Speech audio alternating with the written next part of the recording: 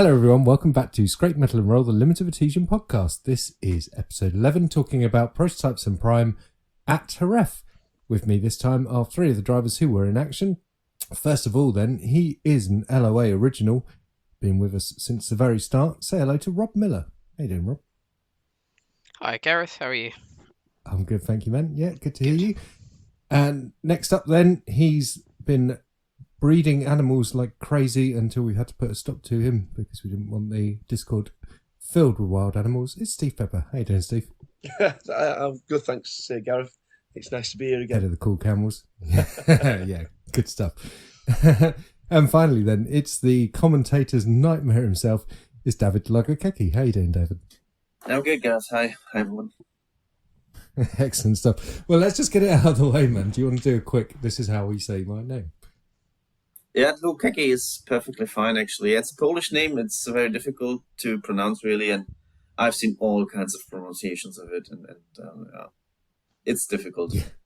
Still, Steve is doing a perfect job, really, of it. Thank you. Brilliant. Yeah, it's funny. We over the years, I think Merrin was the first one who joined where we were like, oh God, how do we say this? Merrin Hugovin. But now it just sort of rolls off the tongue. So we get there eventually. So yeah. Good stuff. Well, let's start with you then, Rob, as the most experienced guy in the league out of the three guests. How did you get started? I started sim racing quite a long time ago, but usually just by myself, a bit of hot lapping, sort of upgraded sim equipment a few times, and then met Jules probably 10 years ago now, maybe a bit longer. And he got me into it a bit more and introduced me to iRacing, and it all went downhill from there, really. A vicious cycle of spending started and racing as much as I could. Yes, because your rig is pretty impressive, isn't it? You've done a number of evolutions on it, even in the time we've been racing in the league. Yeah, I think I'm an engineer by trade, and I'm always looking for what the next thing is that might buy me 50 milliseconds of lap time. So it's a bit of a thing to enjoy, buying the bits as well as racing. Yeah. Well, do you want to tell people what you've got, or you don't have to? It's a bit of an evolution of stuff. I've got a sim lab, Evo rig with a Simicube direct drive wheel, Husing ultimate pedals, triple screen rather than VR makes me really sick, so I've gone triples.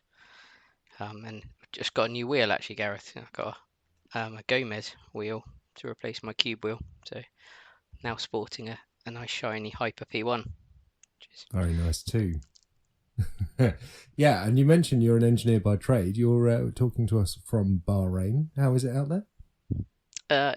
Late at night, so 3 hours ahead. So yes, yeah. Sort of 1 o'clock in the morning here, but I'm doing a night shift this week, so supporting the test in Bahrain. Excellent. And team prospects this year all seem positive so far, do you think?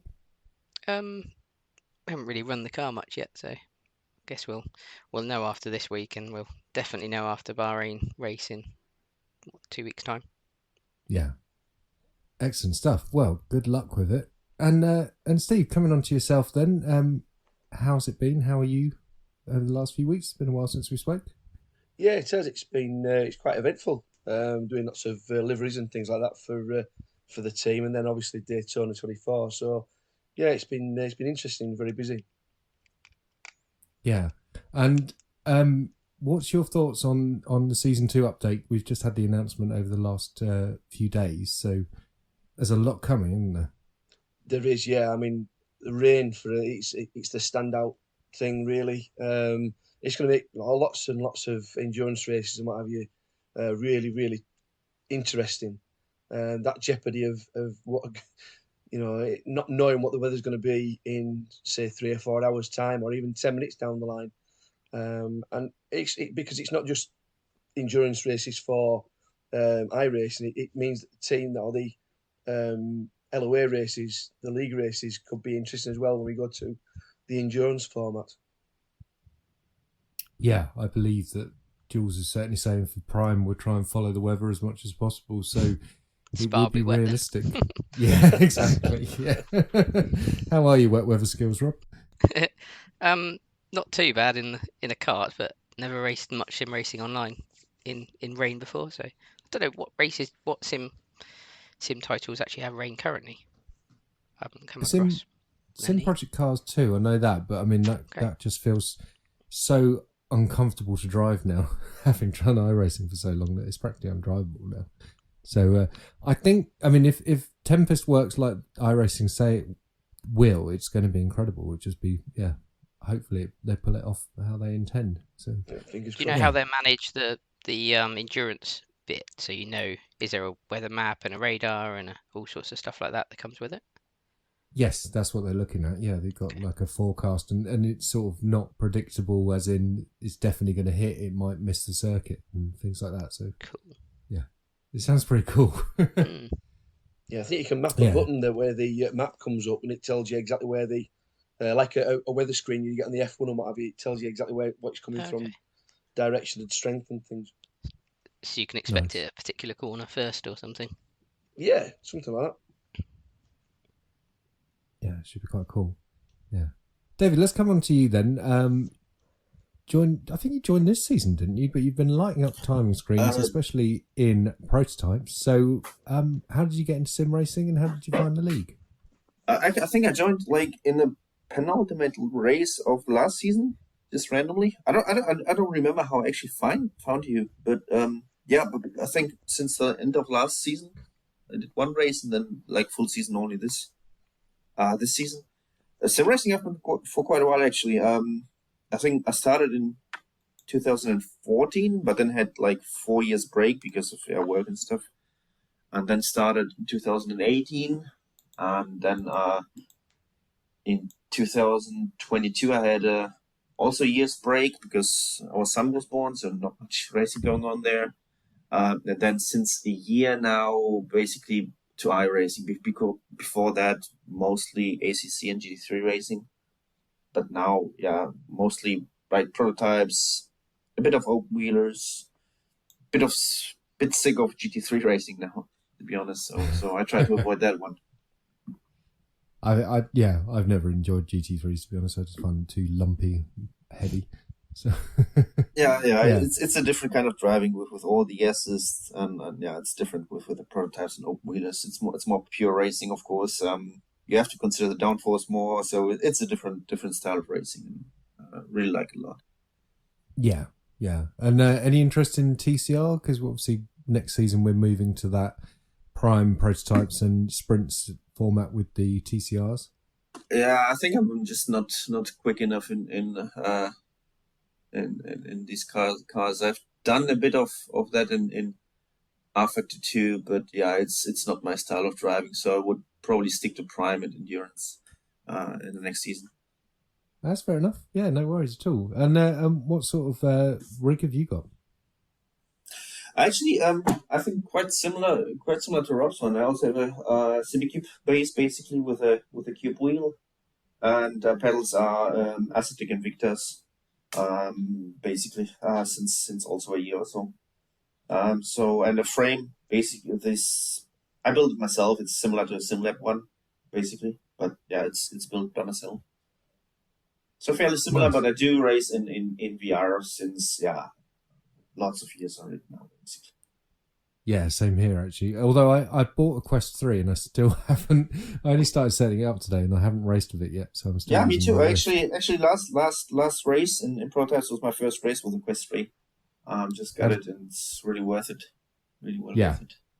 I'm very excited to actually get it plugged in. Yeah, but it's weird actually because my PC's been upgraded, but I just recently it's felt like it's jittering a little bit, which is a bit unusual. So I'm not sure what's going on. Maybe I have to turn the settings down a tiny bit. It's a bit frustrating, but yeah, I race with your old rig, don't I, Rob? I forgot to mention that. Yeah, you still got my next level rig. Yeah, man. Yeah, you very kindly sold that to me. So yeah, still racing with it. At some point, I want to upgrade to a 8020, but we'll get there one day. You forever tweak it. Unfortunately, as soon as you get an extruded rig, every millimeter here and there of tweakage makes a difference. Yeah.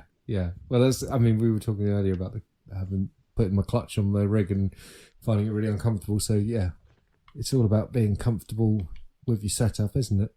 Do you have that in the F1 position or the?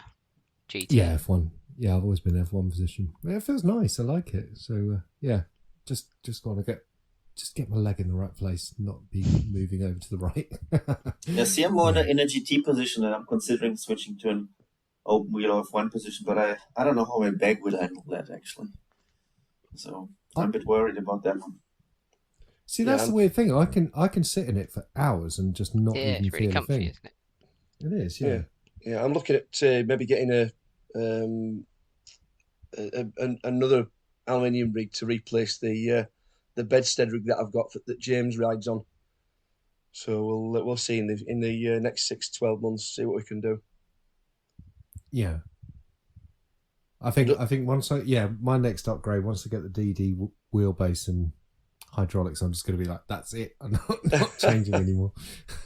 I don't think Dave can give away another rig, unfortunately.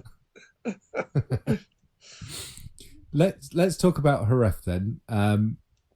Rob, how did you find the track? Well, I hadn't actually raced there before, weirdly, and I've never been there on an F1 test or anything, so it was a totally new track to me. So I probably did a few more laps of practice than I normally would, just to learn the track. But it's quite nice. It's quite a flowing track, and there's some really tricky corners.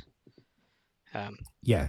I don't know the turn names for all of them or turn numbers, but like turn 1 I found quite tricky to get used to, and then there's a couple of there's a fast right-hander onto a sort of back straight and a fast left-hander about 5 corners from the end. It felt like it teased you to carry a bit too much speed into them naturally. Yeah, good track. I enjoyed it. I found the right-hander after that left, the one I just couldn't get my brain to slow down for that corner. Yeah. David, you obviously like the track, no? What were your thoughts? Yeah, it's kind of a track I like really quick and flowing. I was really happy that we did the motor layout, because the GP layout is just a nightmare, the last sector, with that awkward chicane. So I'm really happy with the motor one. Much better. Yeah. Is it just the chicane that's the difference between the two? Yeah, it's the only difference, but it makes a huge difference. Right. Yeah. And Steve, are you a Jerez fan or a Jerez hater? To be honest, I'd never driven it before until last, the race. So I was very open-minded, and to be honest, it reminded me of Hungaroring, Magny Core. And yeah, I really liked it. There was a few technical bits in, but once you got to the stage where you could get around the corners as quick as you could, it was quite enjoyable. Yeah, I liked it. Good stuff. Yeah.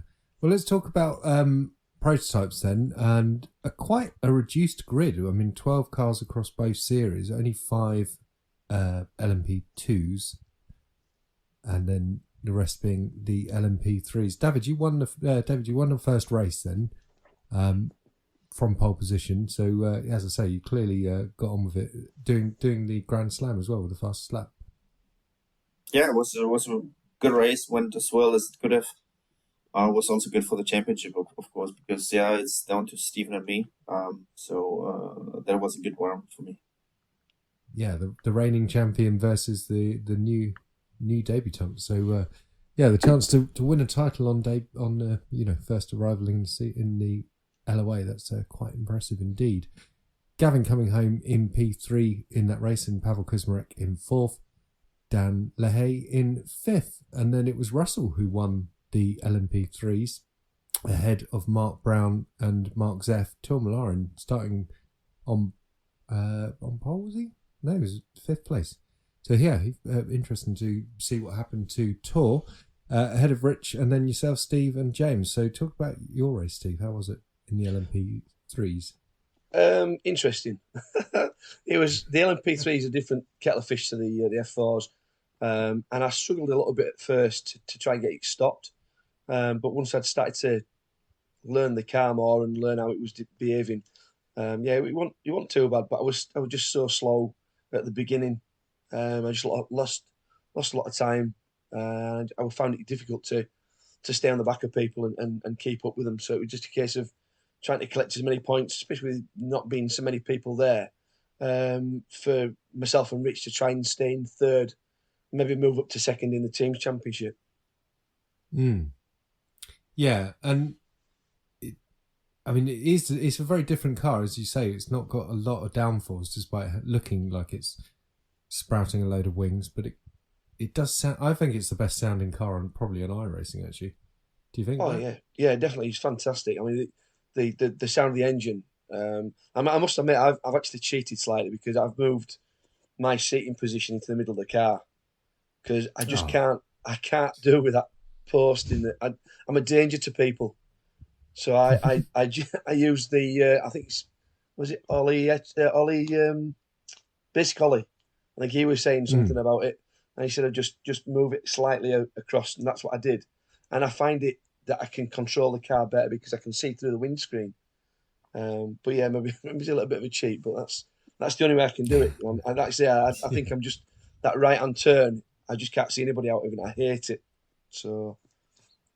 It's not bad in VR. I've never thought to do that before, strangely. But... Yeah, it's almost like the old McLaren F1 seating position in the middle, and that's all. I just use the camera position, and just move it across just to offset yourself. Yeah, and it makes that the pillar just move away so you can actually see more of the road. Yeah. Rob, did you not fancy trying prototypes this season then? It's just time at the moment. It's really busy at work, and I have to just focus on one thing. Really, I get a couple of evenings I can do a bit of practice, and I sort of threw everything into the F4. I prefer driving the open wheeler stuff in general, but did some endurance stuff in prototypes a couple of seasons ago, and quite enjoyed it, so I'd like to get back into it. Maybe when the summertime and it gets a bit quieter at work, I can practice both. Yeah, it'd be nice to see you on the grid. Yeah. Let's look at the results from the feature race then. And David, you did the double. So, but Stephen got the fastest lap off you that time. Yeah.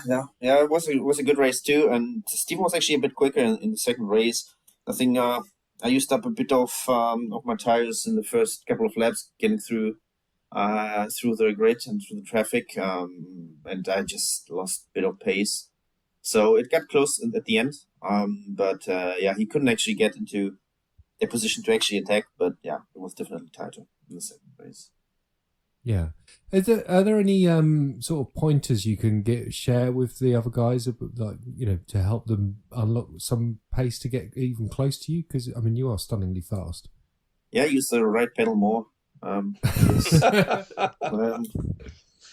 No, it's really hard for me to give any tips. I usually tend to drive like very natural. I don't really think too much about what I'm doing, to be honest. So it's very hard for me to give tips like that. I would be a terrible coach, if I'm honest. Fair enough. No, that's absolutely fine. Yeah. And how was it going from? Because obviously with the reduced grid, you had was it 3 LMP3s ahead of you? So how was it carving your way through? I was at the beginning quite cautious because it didn't go so well in the second place in Sebring. Actually, there was a huge pileup, and I got caught out in that one. So I just wanted to avoid that one. So I was as careful as I could be to mind always this differential in speed, especially through the corners. So it went well, but I was really conscious about not doing anything like in Sebring. Yeah, sensible, really, because as you say, that was an enormous pile-up at Sebring Turn 1. So yeah, looking forward to seeing the video on that one. So as you say, it was Stephen Maxwell coming home second behind you, Pavel Kuzmarek picking up the podium. Congratulations to Pavel, great job there. Gavin Kelly coming home in fourth, and then fifth place was the first of the LMP3s. It was Russell Bright winning the LMP3s from Tourmalin, and Steve coming home with a podium. So talk us through your race, man. Yeah, I think it was my first podium in the LMP3, so I was quite chuffed at that. I think I even tried to do donuts at the end and failed miserably. But yeah, I think it was just literally a case of, I think it was just keeping it steady and just trying to keep it on the black stuff. I think there was just a couple of incidents and accidents, and I managed to keep it straight, and it came together at the end. So yeah, it was nice to get on the podium for a first time. Oh, congratulations, man! Yeah, brilliant job. So let's just take a look at the prototype challenge championship then. So as you say, David, it's you versus Stephen for the title. Pretty close between you still. Do you feel like you've got the edge on him, or is this going to be a straight fight and a tough fight over the last couple of rounds? I think most depends on it how the next round goes. So let's see. I think it's it's 18 points when you look at it with the drop rounds. So it's tight enough. Yeah, I need to stay in front of Steve for most of the races, and then I should be good. But yeah, he's very quick, so it's not going to be easy. But this is where I'm going to focus on, to stay just ahead of Steven, and then let's see how it goes.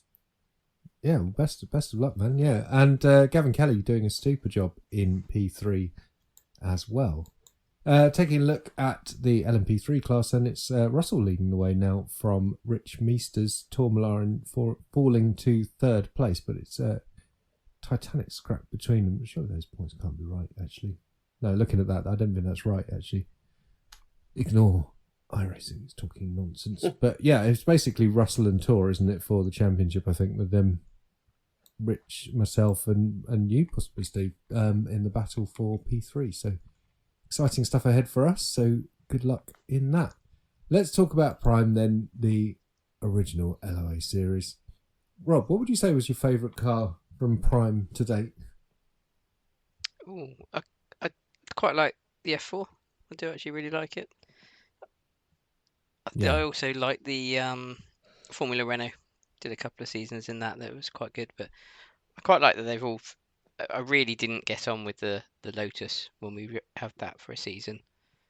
Yeah, that was hard work, wasn't it? Yeah, I just couldn't. It's gear shift, clutching. It was just, it didn't suit me at all. But the sort of the Renault F3, F4, Radical, all of that stuff, I feel fairly comfortable in. Yeah. Just had a bad season in the other one, and most of the rest in the smaller cars I've done okay, really. Yeah, I quite like the low power junior Formula cars myself as well. So what do you think about the IndyCar for next season? You looking forward to that? I haven't really run it very much yet. I think I might have tried it once at. Did we have it at one of our special end of season races? Do we have a race around Suzuka in it? The IR18? I'm not entirely sure, actually. I think we've done. Oh no, it was the one before that, wasn't it? It was the Legacy one. Yeah. Oh, because I haven't run the new one at all then.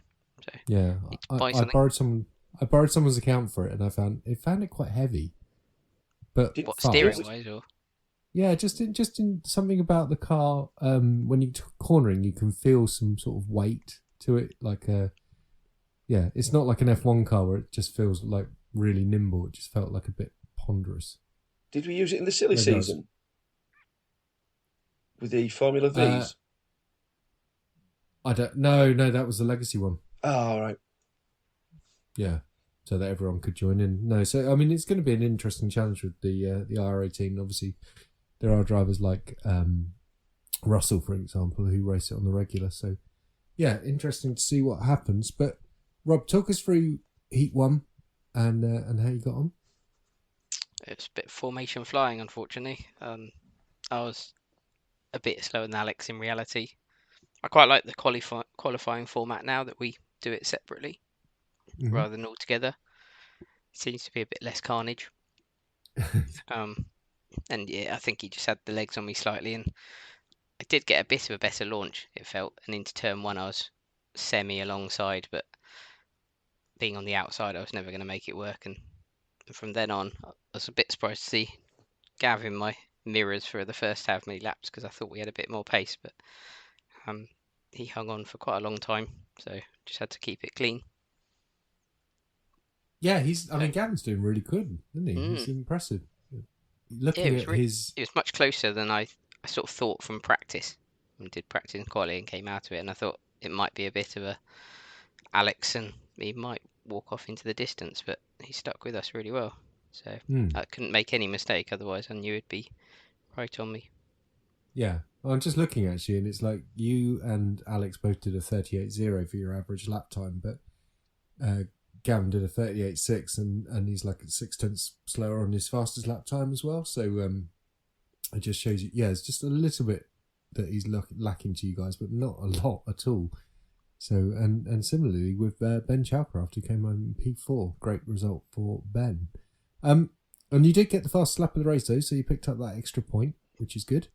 Yeah, I think the toe was worth a bit around there. I think it was worth a little bit, and I looked at Alex's lap times afterwards, and he was absolutely consistently doing 38.3s or something every lap, and I was fluctuating around a bit. If I dropped off him by a tenth or two, then I could pull it back the next lap. So the toe was definitely good. A couple of big long straights in a low-powered car. Yeah, that back straight's really long, isn't it? After the long T5 or whatever it is. Yeah. And David, coming home P5, is it fair to say that the F4 is a bit more... doesn't quite suit you as well as the LMP2, should we say? Yeah, probably. I have definitely less seat time in it. And to be honest, also when it comes to preparing, I'm also short on time, so I usually only prepare for the prototypes, and for F4, it's just really checking what gear I need to be in, where the braking points are, and that's about it. So I don't expect to be on pace there. Maybe next season I can focus a bit more on Prime, but yeah, this season it's really more for fun for me and to get to know the F4 car a bit more. So yeah, I'm not quite on pace here. Yeah, and we had a fantastic battle in the opening laps of that heat one. I really enjoyed that. Yeah, it's a good one. Yeah, it went a bit Pete Tong for me later on with a big collision with my teammate where he ended up upside down, so that was quite fun. But yeah, it was a fun race. Steve, how was yours? You got caught up in some carnage, I think. Yeah, I actually I went onto the gravel on the fast right-hander, and I was battling with, I think it was Dan LaHaye. And once again, it was Club 15 position. I knew Dan was probably as quick, if not slightly quicker than me. He had the toe, and I just tried to take the corner a little bit too fast, dipped a wheel at the gravel, and it sent me round. I ended up taking the front of the rear end off, so that was into the pits and get repaired so you could go again. So yeah, we're a bit of a disappointing first race. Excuse me. But yeah, it was all about once again trying to keep it straight and just picking up as many points as I possibly could, really. Yeah, yes, indeed, yeah. And moving on then to the feature race, and Rob, congrats. How was it? Thank you. Holding off Alex, fortunately. Yeah, I managed to. I was a bit bold coming through the field. Had to take a couple of risks, but managed to get up to the front. There's a bit of carnage in front of me, which helped matters a bit. But I just try and keep the race twos as clean as I can, because if you get a good race one, then you need to kind of capitalise and maintain some good points in race two. So try not to take too many risks, really. It got a bit scary into turn 5, I think it was, with 3 wide, with Jules, Alex, and me. That's always a fun call, isn't it? Yeah, nearly ended in complete chaos for all 3 of us, so I think we just got away with that, luckily. Good stuff, yeah. And because it's interesting that you mentioned the sort of the consistency of trying to make a good round across the 2 races, because you're famously the nearly man of the LOA, the amount of championships you've just missed out on across the seasons that we've done. Yeah, I think I've finished second quite a few times now. So. Yeah, exactly. What is it? Formula Renault P2 Skippy Formula Renault. Yeah, I think most of them. I think is the honest answer. It's most of the ones we've done for Prime, I've typically seem to have finished second. Yeah, a couple of them I probably should have. I think I missed a round with work or something like that. But yeah, it's often the bridesmaid, unfortunately. I tell you what, when you actually bag it, we'll have a big party. Good idea. That'd be great. Yeah, and no, I think everyone just would love to see you win a championship, man. It's thoroughly deserved with your pace and stuff. So yeah, I don't think it'll be this year, unfortunately, or this season, because It think I'm won't be missing this season. missing the next round, and Alex has got a bit of an advantage at the moment. Oh, his gap is ridiculous, Alex coming home in second with the fastest lap. So, yeah, complete reversal between you two in that respect. And then James Pepper coming home in P3. Steve, you must have been delighted to see that one. Yeah, it was a nice result for James. I think he kept Rob and Alex at bay for about 6 or 7 laps. So that was nice to see him doing well, because he's had a few dodgy races where things have happened that it's either been out of his control or he's made slight mistakes. So it's nice to see him, and I think that's the first time, without actually preempting what you're going to say and what have you, that's the first time that me and James, or there's been 2 Peppers showing us leading both our respective classes, which was quite nice. Oh, fantastic. That is good news. Yeah. Well, congrats. That's great news. Yeah. Just looking below James on the leaderboard, and it was Mark Zeff. So nice to see Mark back. He's been away for a few rounds now. I don't think we've seen him since Spa. So, yeah, nice to see Mark back. Then Gavin Kelly coming home P5, Stephen Maxwell, Russell, and then yourself, Steve. So, nice race. So that was the win for Club 1500, yeah? Yeah, that's it. Yeah, it was nice. I think Rich had an incident in front of me. There was a 3-way. I think somebody went through the middle of 2 cars on the each side of him. So Rich got a bit of an incident there. So that released me.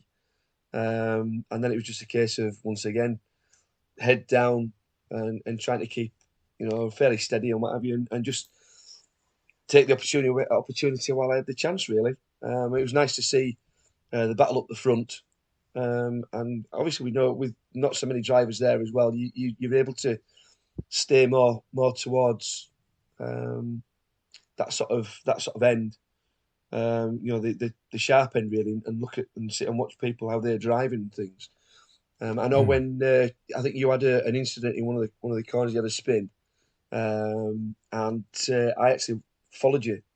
One of the hairpins, I think it was, and Yes, Russell came down me inside and just clipped the front wing.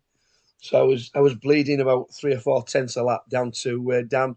So it was a bit of a squeaky bum time as I was getting towards the end of the race. I'm thinking, I just need to hold on, no mistakes, and just keep straight.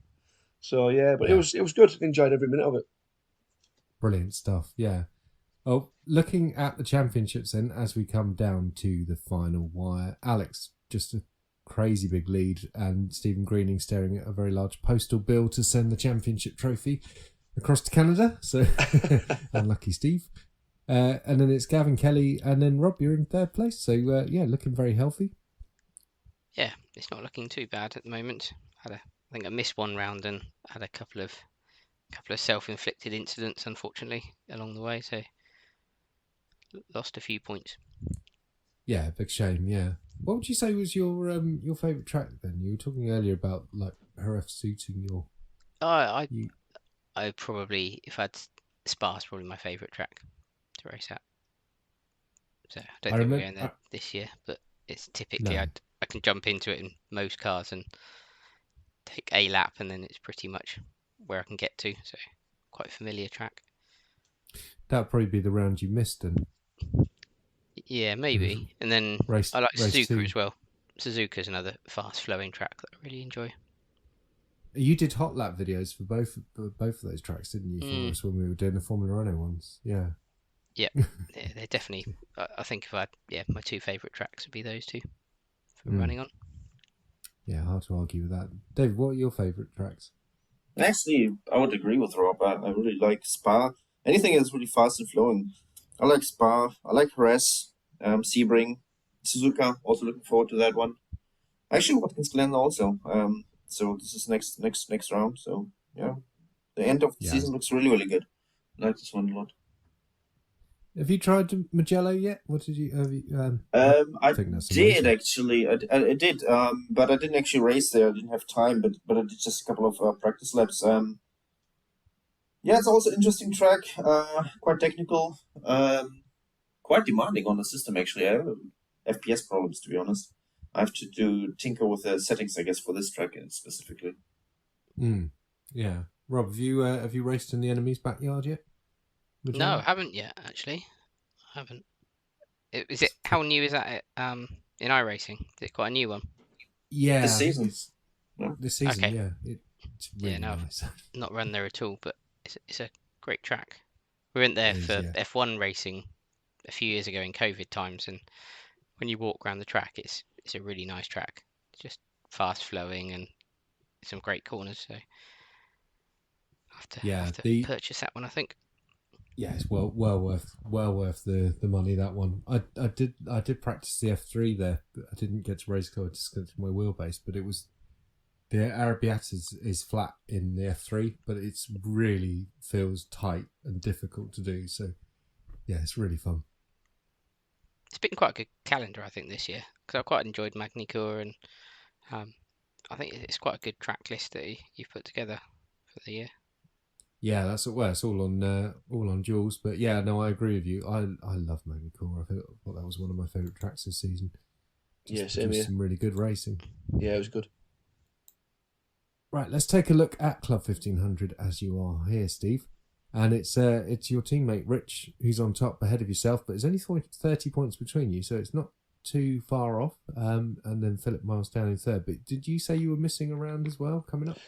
Yeah, unfortunately, I'm missing Watkins Glen. I'm on night, so with the drop rounds, I think I've worked out I'll gain 60 points with a 0 score.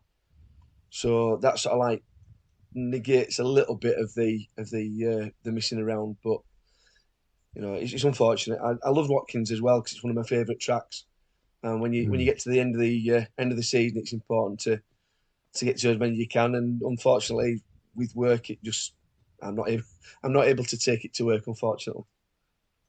Yeah, yeah, it's a big shame. But well, best of luck with Club 1500, and may the best man win, obviously. Yeah, thank you. Yeah. So as you say, guys, 2 rounds to go: Watkins Glen and Suzuka. So classic pair of tracks to finish the season. And I'm going to say best of luck to you, David, in the Prototypes Championship, and to Rob in your battle with Jules for second place in Prime. And Thank you. Steve, best of luck in Club 1500. So Thank you very much.